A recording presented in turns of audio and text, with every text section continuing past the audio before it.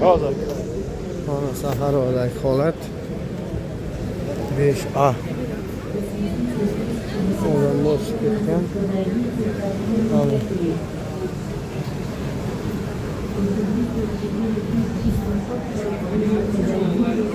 4A'ni holati. Odam kamroq bu yerga.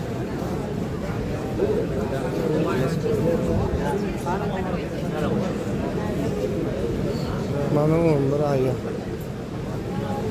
holat 4A eng kamroq bo'lyapti chiga bunday qarasa. Mana shu yigitdan patent topshirgan kelgan ekan. Xudo xolasa topshirib ketasan. Nasib inshaalloh. Topshiramiz. 2026-yil 11-mart. 11A'ga ham odam bo'lamaydi. Eng ko'pi 6A'ga.